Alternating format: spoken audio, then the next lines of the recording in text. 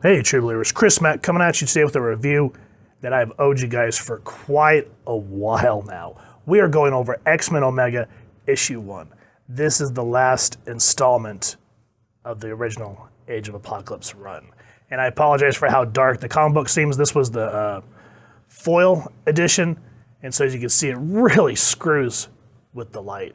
And just like with Alpha, I love that we get the cool cover here, and then it wraps around. That's just a nice little treat, seeing all the X-Men in the background, watching Magneto face against Apocalypse with the M-Cron crystal looming in the background, just essentially telling everything that is about to happen in this book. So the print date on this was April of 1995. Give me a second, this cover does not want to stay open. There we go. Some of these books, I hate the way that they're bound because you want to open it and this being a floppy. It's like, nah, bro, I'm going to have to flip and flop on you. So I have the Man is Still here holding the cover back. But if you remember, if not, I'll make sure to leave links to the videos as well as the entire playlist throughout this video. Magneto's base was finally found by Apocalypse, which is Xavier's old mansion. He was captured, Bishop was defeated and saved, thankfully, by an amazing X-Men. And then little Charles, his son, was taken as well. So we see Magneto here just fighting in defiance against Apocalypse. And it says here, his name is Eric Lensher, called Magneto by some. And how he continues to stand is anyone's guess. And then we see a voiceover saying, fall down, Magnus. Make it easier on all of us. And it's a fight between him and Holocaust. And it's just a great way to start the thing to create tension and stakes at what is at hand for this book. But before we go further into this, let's talk about who made this. This is Stan Lee presenting the Amazing X-Men in Endings.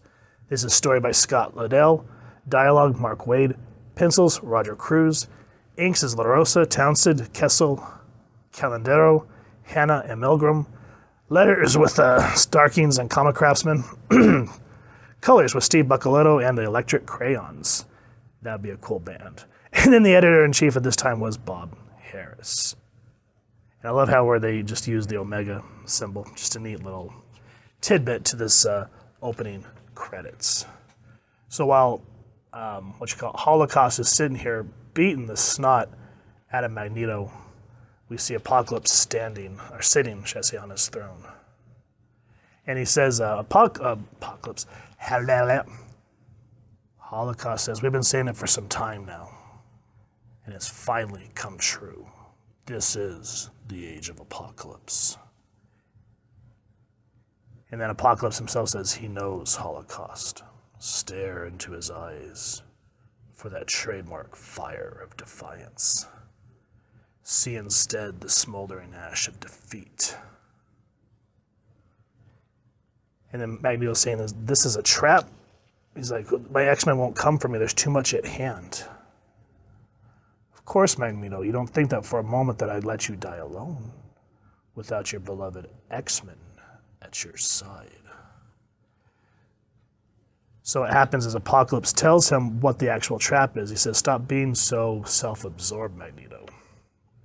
I have what the X-Men need to complete their mission to try to restore reality.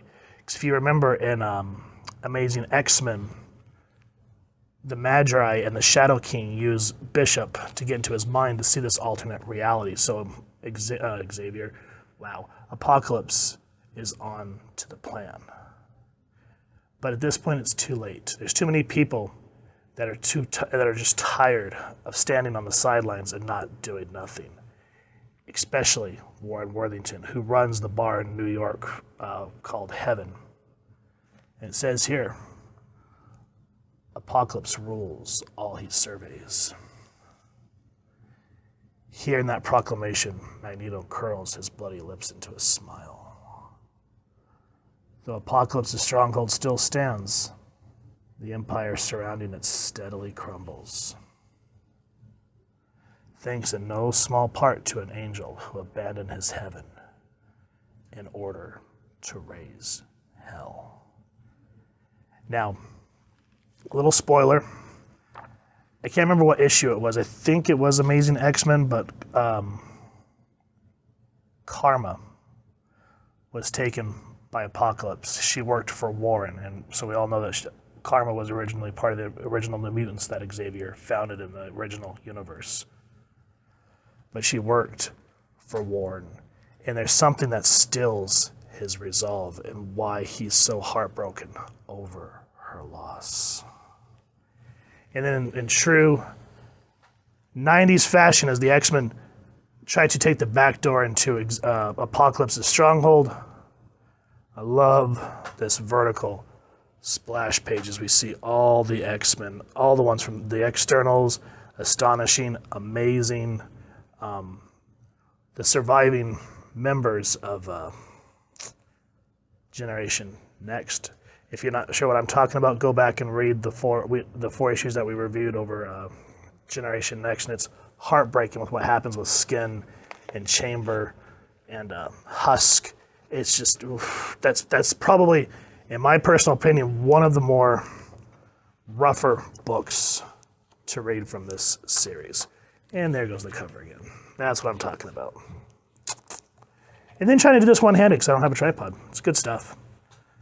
But this is where the X-Men come face-to-face with Dark Beast, who's been defeated by Gambit. And I love here how Dark Beast is actually has a moment of self-actualization. Because if you remember from, what is that later event that they did? During the Onslaught, he took over Beast's place, and he was really psychotic and very sick. But it was also during MD. I can't remember the name of the event. But our Beast teams up with him to try to find a cure for what Wanda Maximoff did, and oh man, they pumped him up to 11. But here to see him have some little bit of humility is interesting because Colossus and the X-Men are like, who is this? Some sort of man or some sort of beast? And he goes, a little of both. Heaven help me. The prisoners, they rebelled. I thought I was the god king of their world, but I was blinded by pride. And in the land of the blind, the one-eyed man is king. And that's just a great little bit of dialogue, and the way it segues into what's been happening in both the latter half of X-Men and X-Factor, or Factor X, where Jean and Cyclops team up to save all the humans from the breeding pens to try to get them out of New York so that they can have a chance over in Europe, because Apocalypse hasn't taken over the eastern seaboard from what I understand. But in the midst of these people that they're trying to save, there's someone in their midst, as it says, he gives his prey a silent stare. And then we get a very great moment with Warren and what he decides to do to try to stop Apocalypse. And it's really heartbreaking as we know who Warren was originally and what he fights with against Apocalypse in the main 616 universe. And to see what he does here is no small feat. And then it says that it allows another player to come in, which ties into Nate and the X-Men comic stories. What happens here is there's a ticking time bomb that begins. The Eurasian High Council, which has been in the Weapon X series, has talked about, since they can't make peace with Apocalypse, because they talked about trying to do some sort of accords where Apocalypse would agree to stop doing human experimentation and experimentation on mutants. But of course, politics, he lied. So what the Eurasian High Council decided to do, and Wolverine agreed, which Jean was not for, is to just bomb North America and just try to do a scorched earth. So here, the Midwest has been annihilated. And while Magnus is trying to say, I'm going to stop you, Nate comes into play. And what I love here is Magneto says, you're the mutant that Forge promised to bring to me. This fight is much mine as it is yours, boy. Because Nate tells me, stand down, old man, this isn't your fight. It's like you've just bought the universe a few precious seconds. Together, let's make the most of them. And it's just a great way to see these two team up. And while that's happening, here's where all the other books come to tie them into, what is it? The Excalibur book and Generation Next. In Generation Next, the team's mission was to go to Seattle and save Illyana from the pit, or what was it called? The reactor, something like that. But she was a slave there. But they need Illyana because of her ability to teleport. And then in Excalibur, they had to bring Destiny so that she could see which reality matched up in Bishop's mind. So here, Destiny looks into the Omicron crystal and she goes, "It's true. God help us, all time is broken. The child Illyana and I have no choice but to facilitate Bishop's journey into the past so that he may repair the continuum." And then Pietro, being the leader, says, "We'll choose a team to escort you." "No. Only we three can go. For only we three no longer have counterparts in this other reality." What? Why would that be unless... Oh. And so here it hits Colossus. What's happening? He just got his sister back. Now in this reality, his... I always forget the name of his little farming community in Russia, but it was annihilated. His brother Mikhail joined the Horsemen, and I don't remember exactly what happened with him. And he thought he lost his sister, and now he just got her back. He goes, "Illyana, no." And you see that look on Magic's face, like this big choice of responsibility. We haven't time to minimize losses. At any cost, Bishop must act alone and soon. And then Magneto enters the fight, or it says Magneto has entered the chat. And Colossus is trying to tell Illyana, don't listen to him. He's just sending you to your death. And Magneto says, he goes, "Little one, this choice, it's yours, and it lies solely with you. I cannot command you to help us, child. I can only tell you that we cannot create this better place without you." And she goes, "This world, sir, it's a place where there's no sugar man, a place where little girls like me won't have to be afraid. I believe so. I believe with all my heart. Do you promise?" And Eric, this is his world. This is his reality. So he can't promise. And Colossus is saying, don't listen to him. So Bishop intervenes and he goes, "That's right. Listen to me instead. Here's what I can promise. I can promise that in this other world there's hope. Hope that by working hard enough, reaching far enough, others like us can someday rid the world of fear and prejudice and hatred that claimed this world. This I swear to you." Because Bishop's the only odd man out of this that has both dual memories. And so she resolves herself and she says, "Then I'd rather have hope than nothing at all." And so that's, before they can say anything else, Eric says, "Protect the crystal." Jean feels the repercussions of what's happened in the Midwest.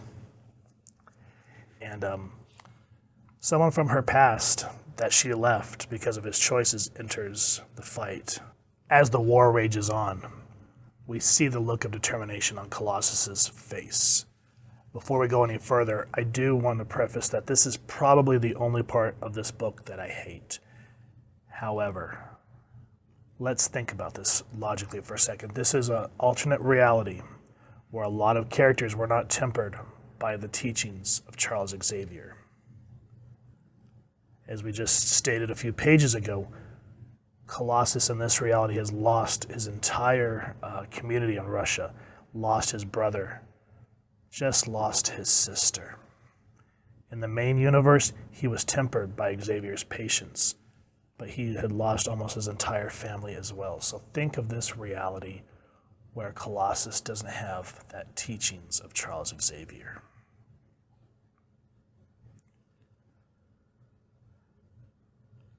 So we see Colossus just take off past the battle, and he goes, no, if I'm to die this day, it will be at my sister's side.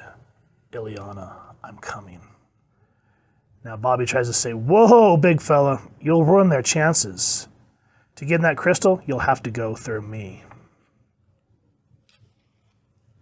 Small threat, and he tears Bobby apart. Gambit tries to stop him. He can't. Now, while all this is happening inside the crystal, Illyana sees what the reality of the future, not the future, but what time is supposed to be. She says, I don't have powers. And Destiny says, we're in the nexus of all possibilities, child. I've seen the abilities you are destined to command. Open your mind. Imagine those powers developed and they will become so. So for once, she gets to use her mutant powers in this reality. But Destiny says this portal is for Bishop, not us. Say farewell, child.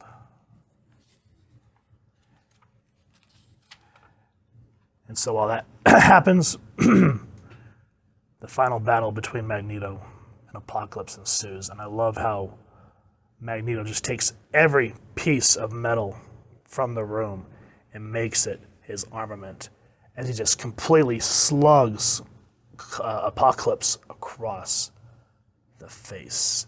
This fight is incredible, and I don't want to give all of it away.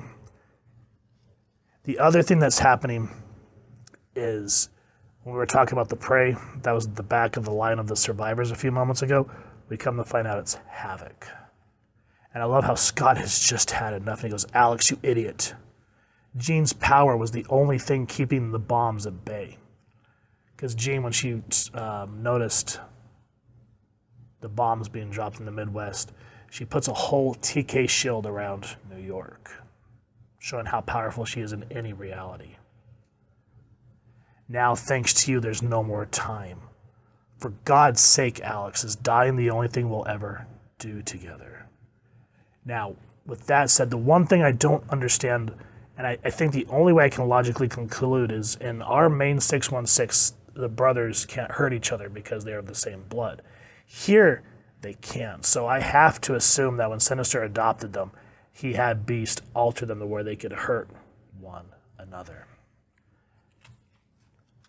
Now, when Havoc thinks that he's won against his brother finally,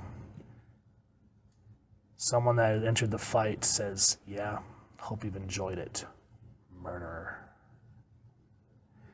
And you can see Logan's not too happy. Bishop finally enters the past. And I love how our Bishop says, I don't know who you are. But, what's it called? We'll get into that in a second. Now, it breaks my heart here, and this is where I really get irritated. He tore Bobby apart, okay. But here it says, Shadowcat moves to block her husband. She trusts that her love will protect her. She trusts that he would never hurt her. But again, consequences of your actions and what ultimately costs Peter. And then another thing that really irked me about the Age of Apocalypse is how Strong Guy kind of becomes a villain. It just very antithesis of what his character really is, and it broke my heart. Even when I first read this story, way back when I was a kid and I didn't know Strong Guy too well, I kind of knew him from the cartoon and sort of from some of the crossovers I've read, but I was like, that's not Strong Guy. But again, alternate reality, it is what it is. And so our Bishop tries to stop this one. There's a moment where he goes, I don't have time for you. And it's quite funny what he does to himself. But he's able to take David's knife that was meant for Xavier and plunge it into himself so that David God, when I'm trying to do this review and I forget his last name, it's not Harper, it's David, whatever. But David sees what he meant to do, what he accidentally does in trying to fix things, and what it ultimately cost in trying to kill Magneto. I don't want to give the ending away, guys. There is a lot going on in this book, and again, when I first read this, I wasn't as versed in X-Men as I am now. So going back years later and seeing how all the characters tied in, I'm like, wow, I wish I'd known that when I was younger, because I'd never known what New Mutants was. At the time, I'm dating myself here, X-Factor and X-Force were still relatively new books, or should I say the Peter David era of X-Factor, and then X-Force, of course, the Rob Liefeld. So I didn't know too much about that, but seeing how everybody plays out in this universe is just absolutely astounding, and why I said just a moment ago that this probably had to have been the pinnacle of Marvel's events, because people find, it's beloved by so many people. From what I understand, people hated it when it first came out, but it's just gotten better with time, and it still holds up when you read it. However many times, I've read this thing so many times, but every time you get to certain emotional resonant moments, it still hits me right in the feels. So with that said, guys, we have one more main Age of Apocalypse book that we'll be going over, and then there's a couple of tie-ins that came out a few years later, so we'll go over those eventually. But X-Men Omega, this is where it ended when the event was originally plotted out, and it still holds up to this day. So if you've enjoyed what you've seen, guys, please first and foremost support your local comic shop and see if they still have any of the Age of Apocalypse books in. Some of these Chromium ones, I have not seen them since when I first bought them off from my local comic shop way back in '95. God, I'm old. But hopefully you can grab one. If not, check online. And if you've enjoyed this review, we really would appreciate it if you take a moment to like, share, and subscribe. Helps the club channel more than you could possibly know. And if you won't mind hitting that fancy little Omega bell next to subscribe, that way we continue to upload content, you guys will get notified. Come to the channel, and we love talking with you all and hearing your thoughts and feedback down in the comments below, or our social media pages, which I'll make sure to leave the links down in the description. So with all that said, I hope you all continue to have an absolutely amazing day reading, and happy hunting, true believers.